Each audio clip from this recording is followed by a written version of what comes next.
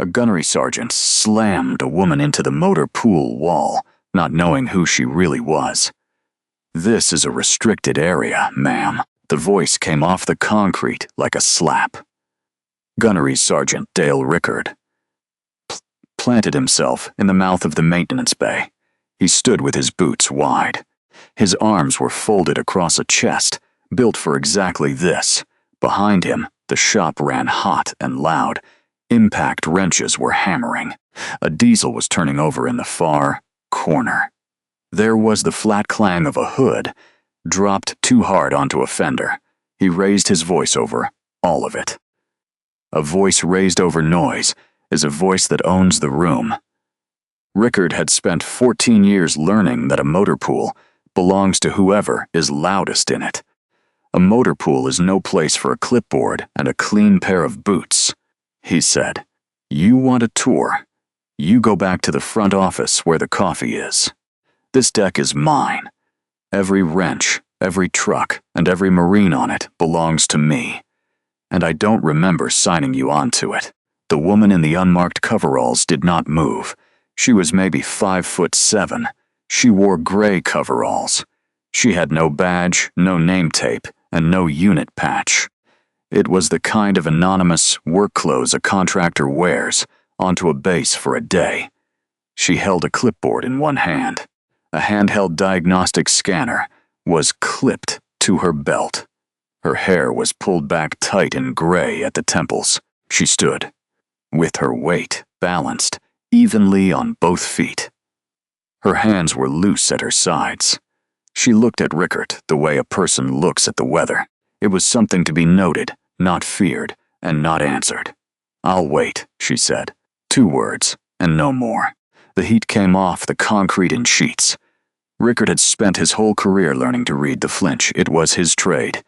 He watched for the half-step back and the drop of the eyes.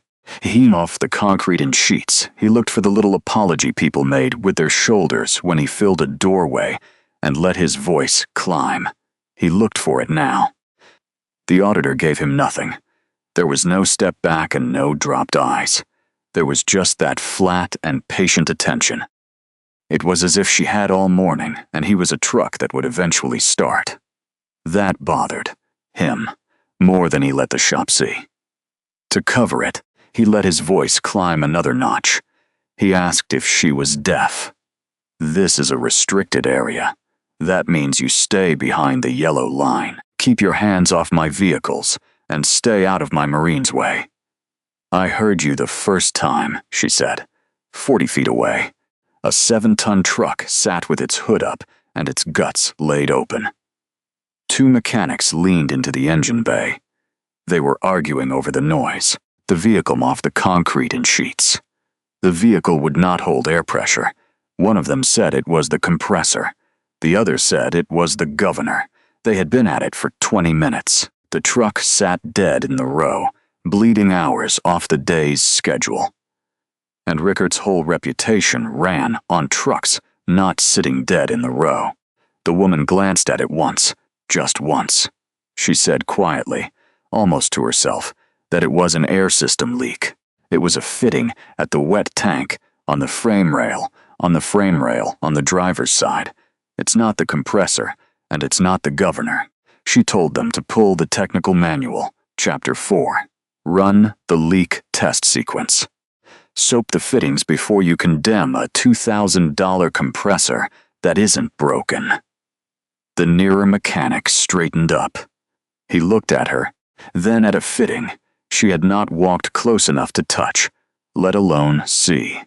He crouched down and ran his thumb along the frame rail beneath the wet tank. He came away with a bead of oil-slick moisture. A brass fitting had backed off a quarter turn and hissed its pressure away all morning. He said to the bay at large that she was right. The shop went a little quieter. It was not silent, because a motor pool is never silent, but a notch quieter. It was the way a room quiets when the person everybody was told to ignore turns out to know something. Rickard's jaw tightened by a single degree. He filed the moment away in the place where he kept the the things he would make somebody pay for later. From the tool room door, at the back of the bay, a heavy, sad older man in civilian work clothes watched the whole exchange without saying a word. Oren Delqua had run this shop's floor for 6 years as its civilian foreman. Before that, he had worn the uniform for 30 years. He had seen 10,000 people walk across a motor pool deck. He knew the ones who belonged and the ones who did not. He knew them not by their clothes or their words, but by the way they moved through the noise. He watched whether the shop happened to them or whether they happened to the shop. He had spent 30 years reading Marines. This one read like a page torn from a book he used to own. He could not for the life of him put a title to it. Rickard said again, louder, to get off his deck. The shop had heard the mechanic say she was right, and that could not mount to stand. He said he didn't care what the front office told her. You stay off the vehicles and behind the yellow line. You write your little report and you go home. He asked if they were clear. Clear, the woman said, and then she walked the hard stand anyway. She was slow and unhurried. She read bumper numbers stenciled on fenders against a note on her clipboard. It was the way a person counts a room she already knows the size of. She did not touch a single vehicle. She did not need to. She read them the way other people read faces. She stopped at the third truck in the row. She read its bumper number. She read her clipboard, and she went very still. It was the kind of stillness that is not calm, but concentration. T-cheats. The number stenciled on that fender was a number that was supposed to be sitting torn down to the frame in a maintenance bay. According to every record, she had been handed in the front office that morning. It was 2 rows over, deadlined, and non-operational. The same truck could not be in 2 places at once. One of the 2 records was a lie. Lies in a motor pool are not just paperwork problems. They are the reason trucks do not come back. She wrote a single line on her clipboard and kept walking. Behind her, Gunnery Sergeant Rickard watched her go. He felt the beginnings of something in his gut he had not felt in a very long time. By 9 that morning, she had learned more about Gunnery Sergeant Rickard's shop than he wanted any living person to know. She did it quietly, the way you tank the concrete in sheets, the way you take a shop apart when you already know how one goes together. She asked the dispatch clerk for the deadline report and the parts request log. She didn't ask by nickname or vaguely, but by their exact form numbers. She rattled them off the way a person recites, something they have filled out 10,000 times. The clerk, a lance corporal barely out of his teens, blinked and reached for the binder. Rickard appeared at his shoulder inside of 4 seconds. He said the auditor gets the summary, not the source. The front office wants a readiness snapshot, and they get a snapshot. He said, nobody paws through his records but him. He set a broad hand flat on the binder as he said it. The clerk pulled his own hand back. Understood, the woman said. She wrote another line and did not argue. Arguing was not what she had come to do. Out on the hard stand, she crouched beside a 7 tons front hub. She laid 2 fingers against the brake drum. She read the heat and the wear the way a doctor reads a pulse. She said to no one in particular that the left front was dragging. The whole row could hear her. The slack adjusters were over-torqued. Somebody.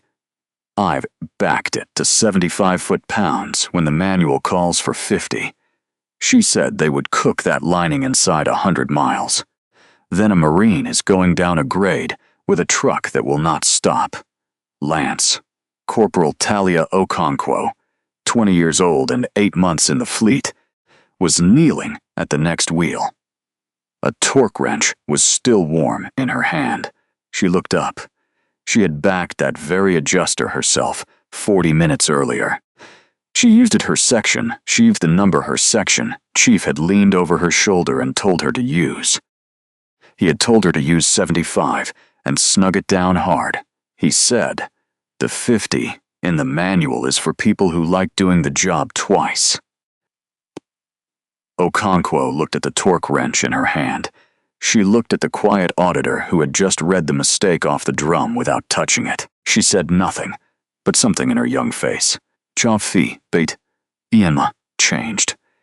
It was the particular thing that changes in a Marine the first time she understands a hard truth. The loudest person in the room and the right person in the room are not always the same person. Delqua drifted closer, wiping his hands on a rag that was already black to the weave. He had decided to test the woman sideways. He said she knew her way around a wrench, and it was not quite a question. Once or twice, she said. He said they ran a lot of trucks down the western route back in the day. It was a bad road, the worst road he ever saw. He asked if she had ever seen it. He watched her face when he named the route. A civilian who had never been within 1,000 miles of it would give him nothing, or a polite blank. The auditor did not blink, but her answer came back level, and one word. Too precise. She named the exact stretch of that road where the culverts ran under the surface. It was the place a convoy had to slow to a crawl. It was the spot every driver on that route learned to hate before they learned anything else. Then she stopped herself mid-sentence. It was as though she had let one more syllable out than a clipboard was allowed to own. Once or twice, she said again, and this time it was almost a door closing. Delqua nodded slowly and filed it away. He kept it where he kept the things he was not yet ready to say out loud. Rickert watched the auditor gather a quiet gravity she had not asked for. A mechanic here was glancing up, and the clerk there was half listening. Okonkwo was watching her like a lighthouse. Rickert did what men like him do when the ground shifts under their boots. He performed. He pulled Okonkwo off her wheel and reassigned her to the wash rack at the far end of the lot. It was well away from the auditor. He announced to the shop at large. He announced office that the front office lady was wasting everybody's morning.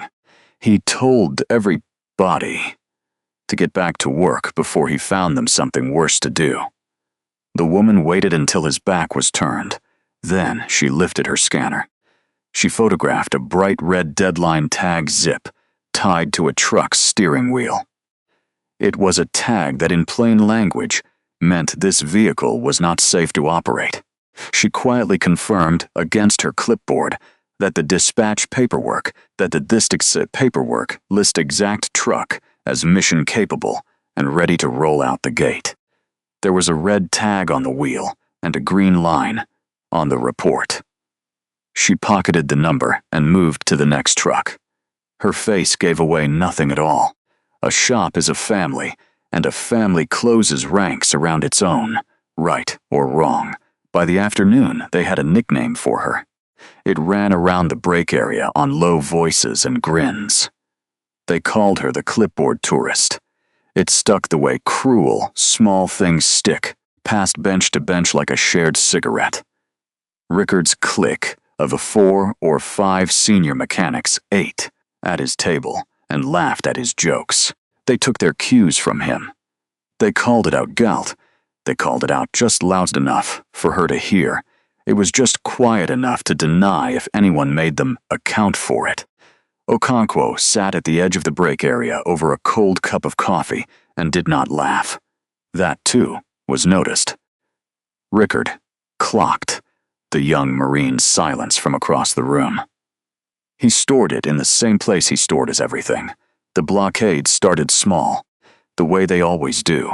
A bay door rolled shut and jammed while the auditor was inside taking readings. It took 20 minutes and a grinning mechanic with all the time in the world to get it open again. Her scanner vanished off a workbench where she had set it down for 90 seconds to write a note. It surfaced an hour later, on a different bench across the shop. Its memory was wiped. Its memory was wiped clean, and every log she had recorded that morning was gone. She did not raise her voice, and she did not report it up the chain. She sat down at a scarred steel table in the corner and opened a paper notebook. She re-entered from memory every fault. Bumper number, torque value, the heat came off the concrete in sheets, and tag color she had logged since 8 that morning. She had learned somewhere on some road never to trust a machine to hold the only copy of the truth. She asked the dispatch clerk for a specific parts request folder for brake components on 4 trucks. She read a shipment number off her own notes. The clerk told her, honestly apologetic, that it had just that morning been pulled to archive. He could not lay hands on it. She wrote down the form number and the date and thanked him by name. Came off the concrete in sheets. The pattern of records that went missing at the exact moment she reached for them, sharpened in her mind into something with hard edges. Late in the shift, the shop thinned, and the light through the bay doors went long and gold. Delqua crossed the floor with a folded photocopy in one big hand.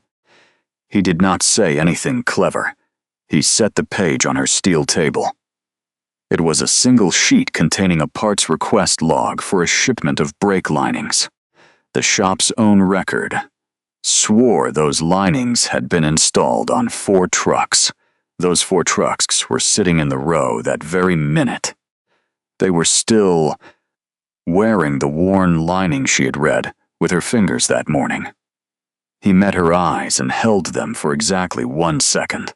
Then he walked away, without a word, back toward the tool room. The auditor understood that the watcher had chosen a side, came off the concrete in sheets.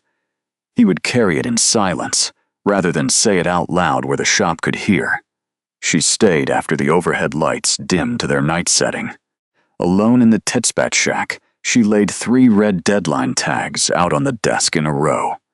Beside each one, she set the record that swore the same truck was mission-capable and ready to carry Marines. 3 trucks, 3 tags, and 3 lies were matched line for line in her own hand, in her own notebook. It was undeniable. Now you know the feeling, when you watch someone quietly take a hit they did not deserve. Everything in you wants to stand up and say something. You don't because it isn't your shop, and it isn't your fight. Hold on to that feeling. The people who spent the concrete in sheets, the day laughing at this woman, were about to learn exactly who they insulted. She closed the notebook, squared it against the desk edge with 2 fingers, and turned off the light. Rickard had run his shop the same way for 6 years. In 6 years, no one of the concrete in sheets. No one had ever gotten far enough to matter. Inspectors came and went. Auditors read the summaries he fed them, wrote down the numbers he handed them, and went home. When the quiet auditor got too close to the records, he reached for his weapon. It was the one weapon a man with rank and a clean personnel file always keeps within arm's reach, which is paper. The next morning, a safety non-commissioned officer stood in the front office with a write-up in his hand. He read it aloud. Because Rickard had asked him pointedly in the hallway to make sure the auditor heard every word of it. The write-up accused her of unauthorized entry into a tagged-out maintenance bay. It accused her of tampering with a vehicle under a lockout. It said she was cutting or bypassing a red danger tag. That kind of tag exists for exactly one reason. It is so that no man on earth flips a switch or drops a lift while a Marine has both hands inside a machine. On paper, it made her reckless. On paper, it made her a hazard to the shop and everyone in it. On paper, it was precisely the sort of thing that gets a civilian's base access suspended. It came off the concrete in sheets. It gets her walked to the gate before lunch with a manila folder following her out, That folder would keep her off any installation for years. The safety non-commissioned officer said that is a serious allegation, H'ing her, watching her over the top of the page. It is, the woman agreed, and her voice did not change at all. She said it is also wrong, and asked him to read the tag color he was claiming she bypassed. He read it and said red. She said a red danger tag is a lockout tag out under the standard. It requires a physical lock on the energy source, not just a tag hung on a mirror. There was no lock on that bay's electrical panel. There is no lock in your write-up either. No lock number, and no photograph of a lock. There was never one to photograph. What was hanging on that bay was an out-of-service tag, which is a caution, not a lockout. I logged it and I photographed it, she said. I never once touched the disconnect. Chapter 2. Chapter 2 of your own maintenance management order lays out the difference in one paragraph. Sep, the concrete anjeet.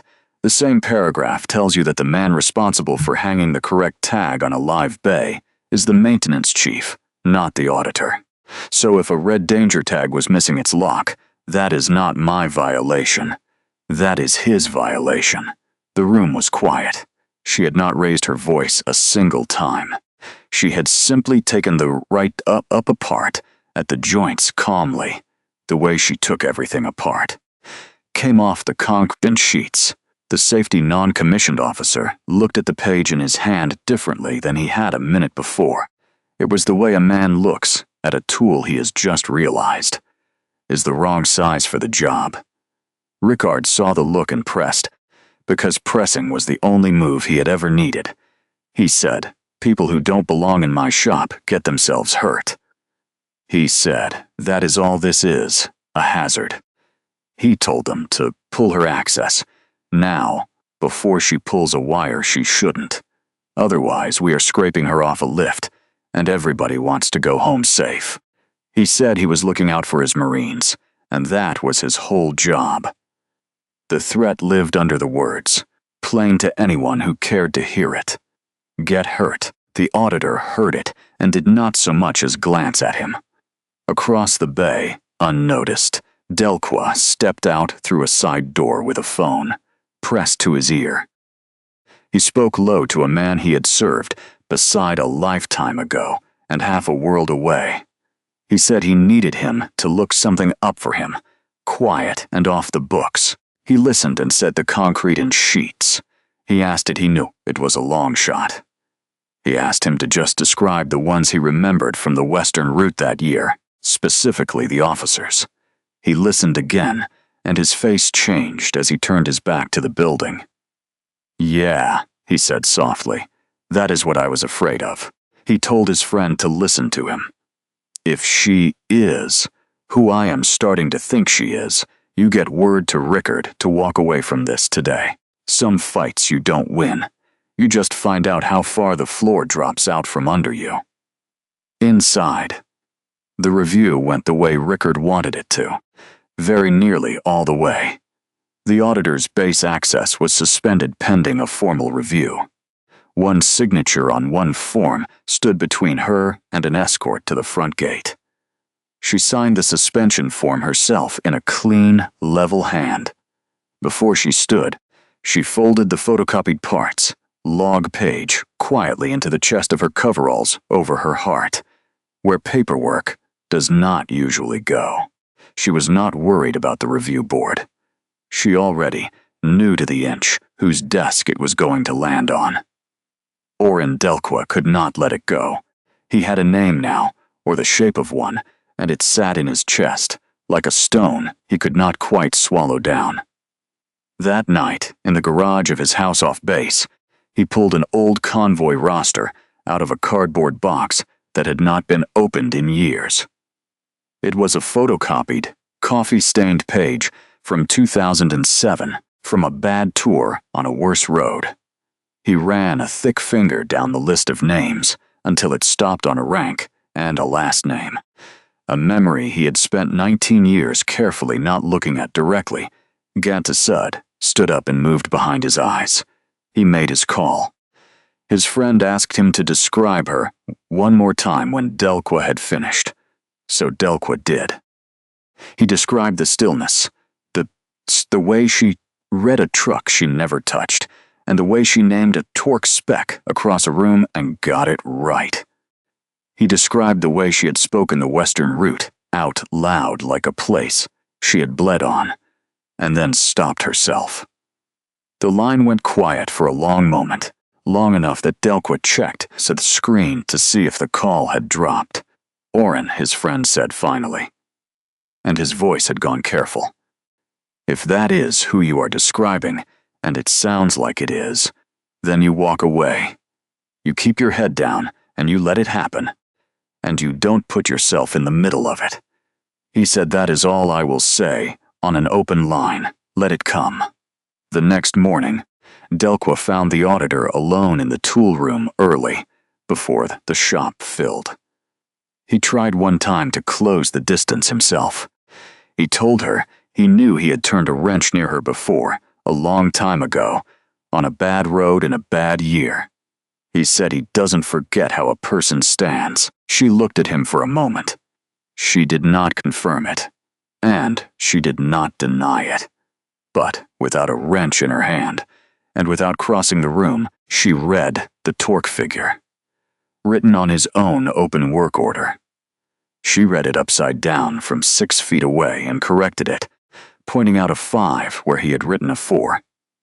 She was right, and they both knew that no clipboard tourist alive could do that. Let it go, Oren, she said quietly. It was the first time she had used his name. The sound of it told him she had known his all along. He went to Rickard anyway, because that was the kind of man Delqua was. Shot. He gave the gunnery sergeant the one warning he could give, without handing over the thing that would have made him listen. He caught him at the coffee machine and said, "Whatever she wrote down, Gunny, whatever you think she is, don't let it go. Give the papers back, take the readiness hit, take your medicine, and let it be over." He said, "This is not a fight you win. I am telling you, as a man who has been wronged before and lived to know it." Rickard laughed. He laughed the easy, open laugh of a man who has never once been beaten in his own shop. He said, "She's a clipboard, Oren. She's a report that is going to say, my numbers are fine, because my numbers are fine. You have been staring at her all week, like she is a ghost. Go run your floor and let me run mine." He clapped the older man on the shoulder, hard on his way past, and did not see Delqua close his eyes. If you have ever watched a proud man wave off the one warning that could have saved him, you already know where this is going. The moment it turns is worth every second. That afternoon, Rickard made his decision.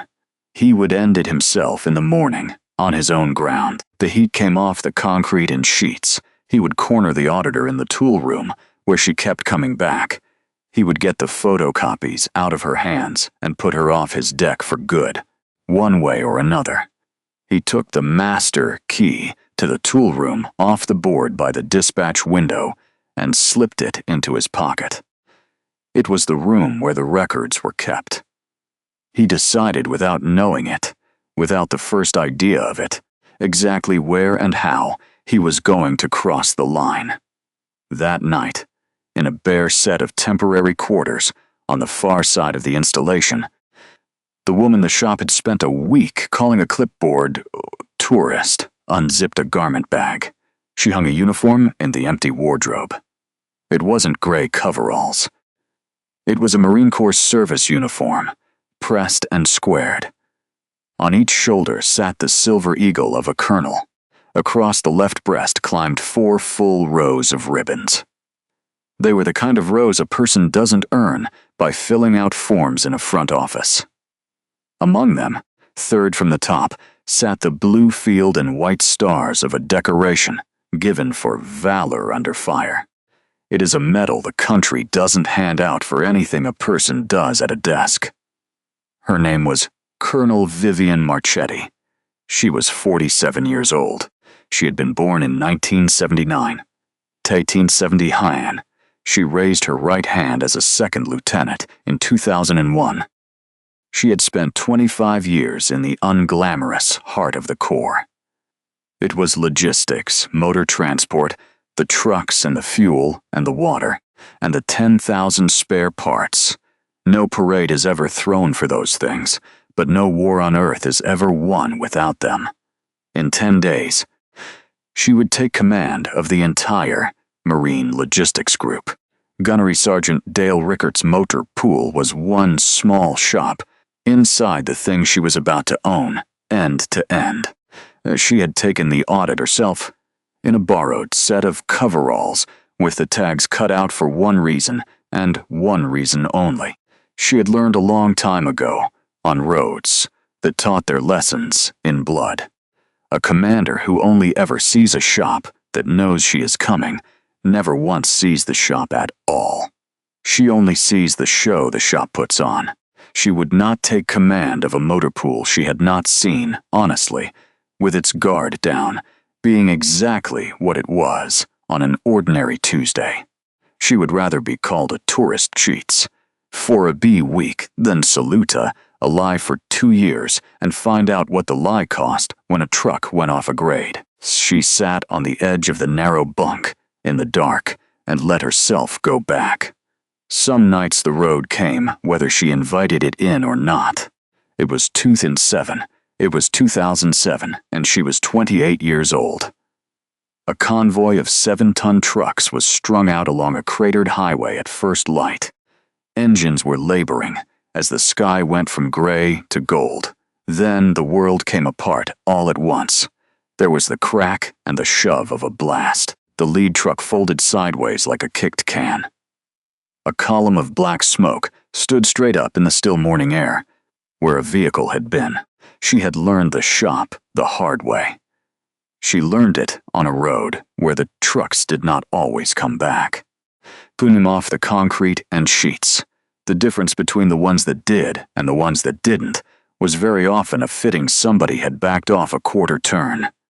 It was a lining somebody had let go too long, or a tag somebody had lied about to make a number look good. She had held the column. The heat came off the concrete in sheets. She had gotten the wounded moving and the guns answering.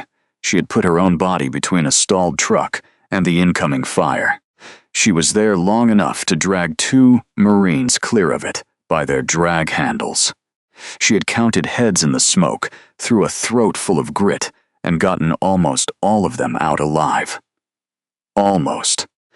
Corporal Eddie Sards was 23 years old and drove the lead vehicle. He did not come out of it.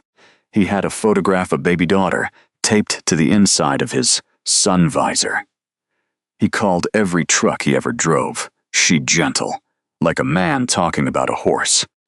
What?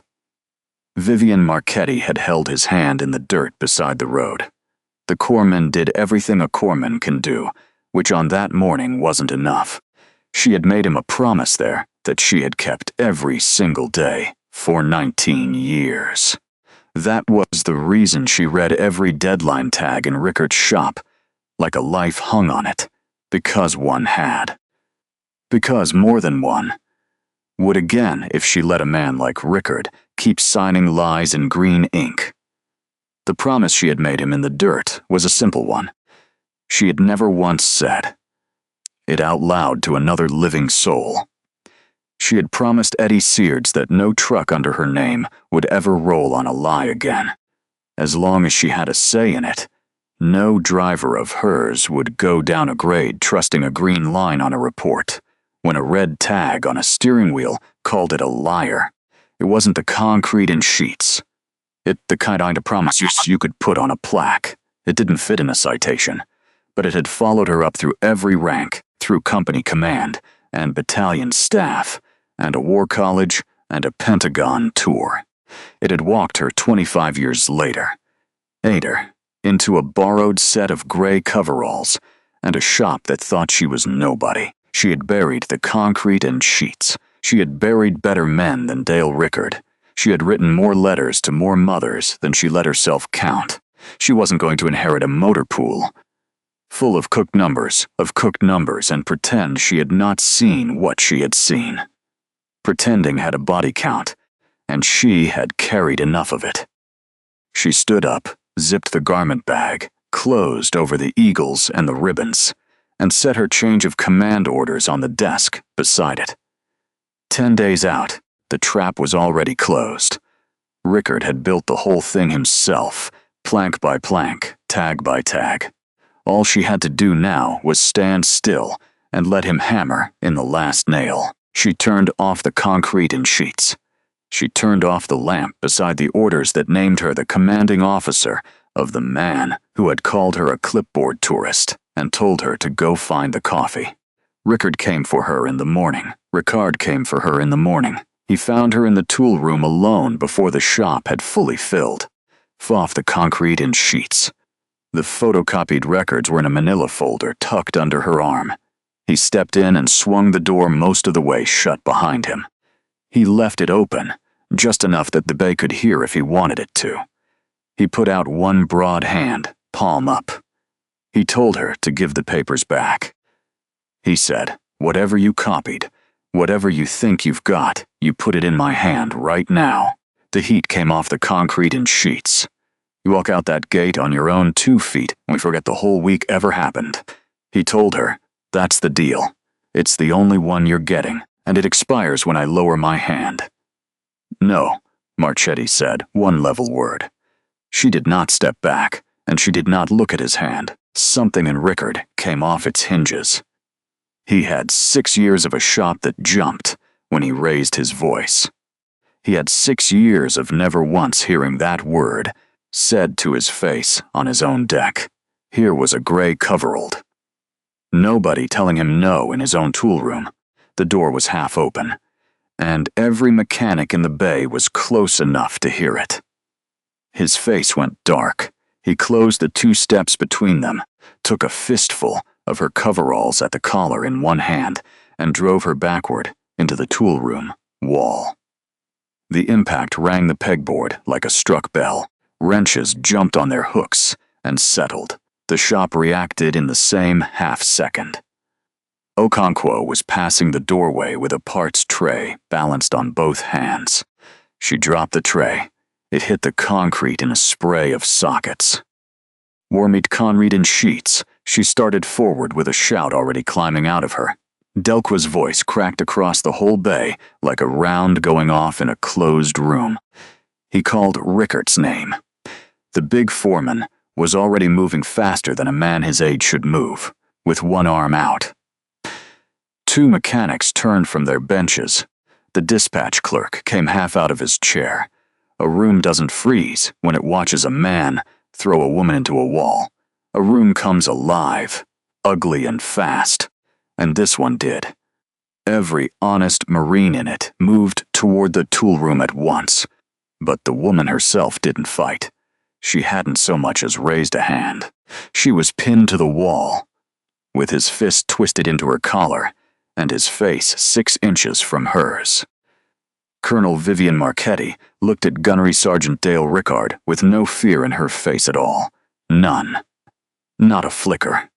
And then she did the one thing he was not remotely prepared for. She smiled. It was a small smile, and it was a terrible thing to see. It was the smile of a person who has just been handed, gift-wrapped, the one thing she didn't yet have, and had been patient enough to wait for. The heat came off the concrete in sheets. He had given her the last page of his own file. It was an assault witnessed in the open in daylight, in front of his shop and his foreman. It was in front of a lance corporal, who already had her phone up and the little red dot recording in the corner of the screen. Delqua got there. He drove a shoulder between them and levered Rickard off her. He planted one broad flat hand in the center of the gunnery sergeant's chest and put him back 2 steps. He told him to get off her. Delqua spoke low and absolutely final. It was a voice from 30 years of stopping fights on flight lines and motor pools. "It's done, Dale. Whatever this was in your head, it's done." Rickard stood breathing hard in the middle of his own tool room, chest heaving. For the first time in 6 years, he felt the floor of his shop tilt under his boots and keep tilting. Okonkwo stood in the doorway with the phone still up and steady. Her jaw was set hard, and sockets were scattered around her boots. The two mechanics stood behind Delocqua with their hands loose and ready. Not one single person in that bay was looking at Rickard the way they had looked at him the day before. Marchetti straightened off the wall slow. Her weight settled back onto both feet, hands loose again at her sides. She reached up, came off the concrete in sheets. She reached up and touched the pegboard behind her, where the back of her head had struck it. She looked almost thoughtful as she tested the spot. Then she looked at Rickard, with no anger anywhere in her face. That was the part that would keep him up at night for the rest of his life, that there was no anger in it at all. There was only a kind of finality. She said he should not have done that. Outside the bay, a vehicle came through the front gate. It was black, and it was clean, and it didn't slow for anyone. The sentry at the gate came to rigid attention as it rolled past his post. It came up the access road, turned onto the hard stand, and stopped between the rows of 7-ton trucks. The man who stepped out of the front passenger seat was built like a fence post. He wore the uniform of a United States Marine Corps sergeant major. His eyes swept the length of the shop, once fast and total. They stopped on a woman in gray coveralls, standing just inside a tool room doorway with a red mark, starting on the wall behind her head. Ret. Sergeant Major Idris Calloway had served alongside Colonel Marchetti through 2 commands and 11 years on 3 continents, in good years and the other kind. He took in the scene in a single breath. He saw the crooked wrenches, the dropped parts tray, and the gunnery sergeant standing where a foreman had just shoved him back. He saw the colonel he would have followed into anything, slants standing calm against a wall she had been thrown into. He didn't hesitate. His voice filled the maintenance bay wall to wall. It was louder than any impact wrench, and louder than any diesel. It was louder than anything Dale Rickard had managed in his entire life. He called attention on deck. The shop responded on instinct bred into every one of them. From the first week of boot camp, boots came together with a single crack. Bodies snapped upright along the length of the bay. Wrenches went still in mid-turn. 14 mechanics, a dispatch clerk, and a safety non-commissioned officer stood rigid and staring straight ahead. In the sudden ringing quiet, the concrete in sheets, the only sound left in the whole shop was one diesel idling patiently in the row, and the small, scattered settling of the sockets Okonkwo had dropped. The rear door of the vehicle opened and a second man stepped out onto the hard stand. This one wore 2 silver stars on each collar. Major General Loren Ashby, the installation's commanding general, buttoned his coat once and crossed the concrete at an unhurried pace. He walked past the trucks, past the frozen mechanics, and past the man they all called Gunny. Gunny was staring now with the first cold understanding beginning to reach him. The general stopped squarely in front of the woman in the unmarked coveralls. Colonel Marchetti. General Ashby said, "You are early." The 2 words went through the shop like a bucket of ice water, poured down the collective spine. Rickard's face began to come apart, one stage at a time, the way the bed sheet of a nightmare comes apart. First was confusion. The general had to be talking to someone else. It had to be some real officer, standing behind her, anyone at all but the clipboard tourist he had pinned to a wall 90 seconds ago. Then came disbelief, holding on hard as no one moved and no other officer stepped forward. The general kept his eyes on her, and only her. Then recognition arrived all at once. The way the ground arrives when ladder kicks out from under a man. He remembered the coveralls, the stillness, and the fault codes read off a drum. She never touched. He remembered the torque spec called across the room. He remembered the no she had told him in this exact room with his fist in her collar. Not 2 minutes passed. Then came horror, pure and total. Rickard's voice came out, cracked and small in a shop that had never once in 6 years heard it small. He asked if she was the auditor. "I'm the incoming commanding officer," Colonel Marchetti said evenly. "I'm yours." The heat came off the concrete and sheets. General Ashby's gaze moved past her into the tool room and read it the way she read trucks. He saw the pegboard with the wrenches knocked crooked, the fresh mark on the wall at the height of a person's head, and the dropped tray. His gaze moved to Delacroix, who stood at a rigid position of in sheets, the cleat tension in his grease-black civilian shirt, with his jaw set and something bright and hard in his eyes. It moved to Lance Corporal Talia Okonkwo, 20 years old, standing at attention with tears, standing in her eyes and refusing to fall. Her phone was held flat and steady against the seam of her trousers. "Lance Corporal," the general said quietly, almost gently. He said, "I'm told you have something on that phone I'm going to need to see." "Yes, sir," Okonkwo said, and her voice only shook a little. She said she had all of it. General Ashby looked at Gunnery Sergeant Rickard for a long, level, unhurried moment. It was the moment the concrete in sheets. It was the moment a man understands there will be no talking his way out of this one. Then he spoke to the sergeant major without turning his head. He ordered the sergeant major to relieve Gunnery Sergeant Rear, Sergeant Rickard, effective this instant. He told him to have the military police escort him off his deck and hold him pending charges. He said, "Assault on a senior officer is the least of what he's going to answer for." "Aye, sir," Calloway said, and he was already moving, already keying his radio. Someone went for Colonel Marchetti's cover, her real one. It was the barracks cover with the eagle device, and they brought it.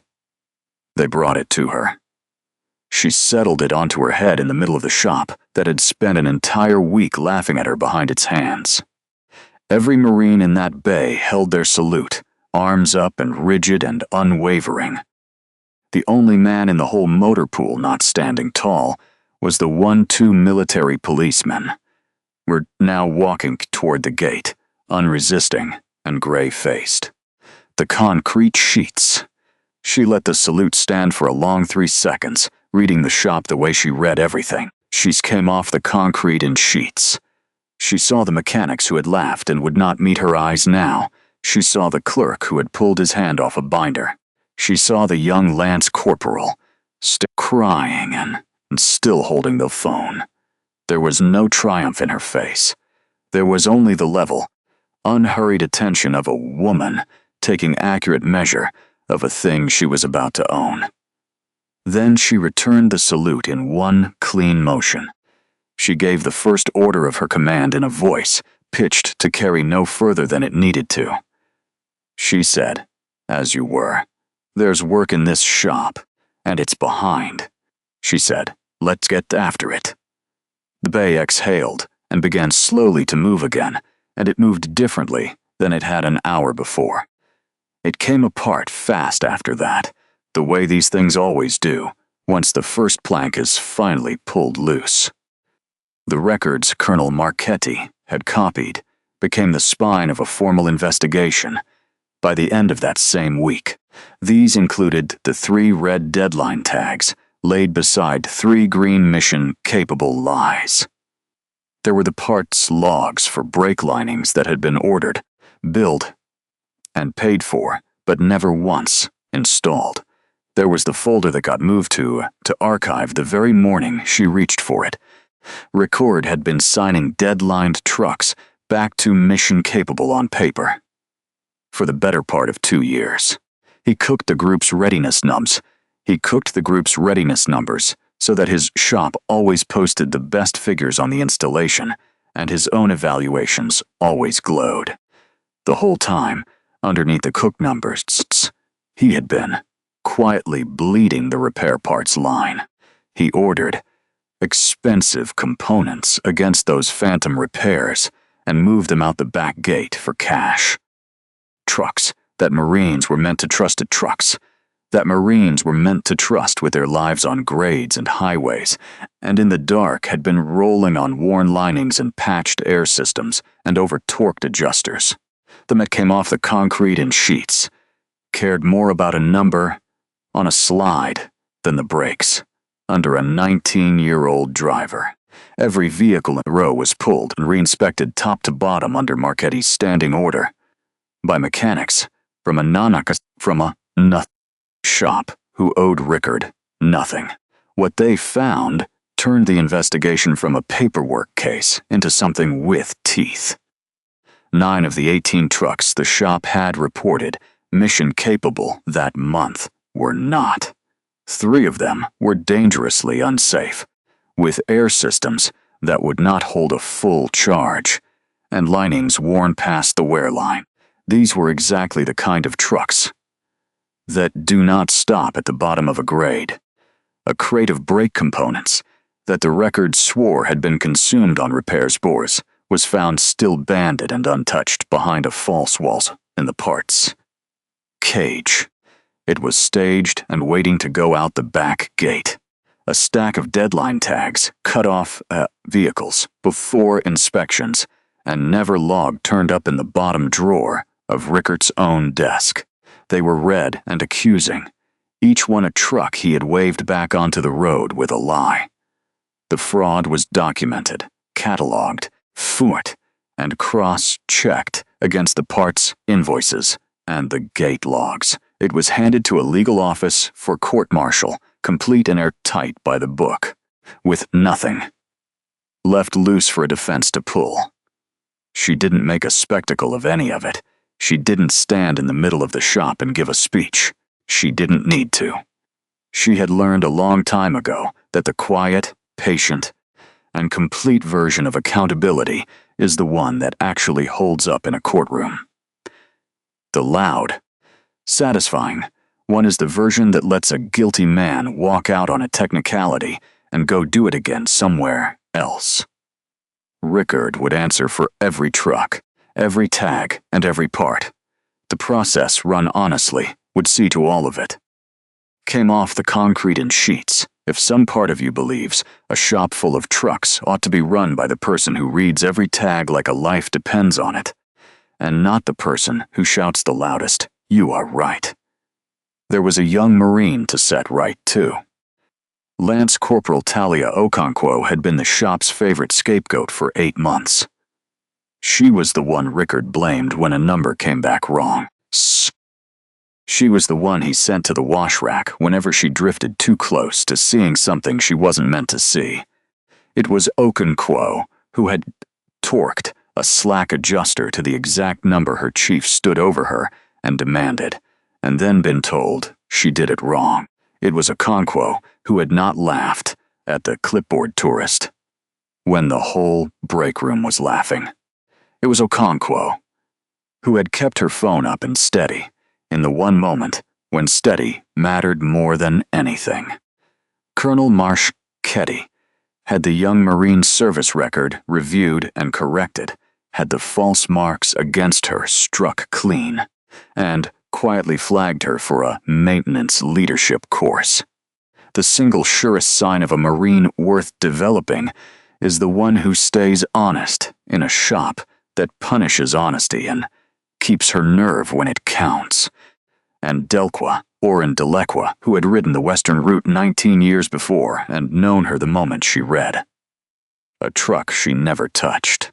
He had warned a proud man twice and been laughed off twice and stepped between them anyway when it mattered. He got a nod from his colonel across a bay gone quiet and respectful. It was an officer's small, complete acknowledgement of a debt that neither of them would ever put into words. Some debts between people who were on That road do not need words and would only be cheapened by them.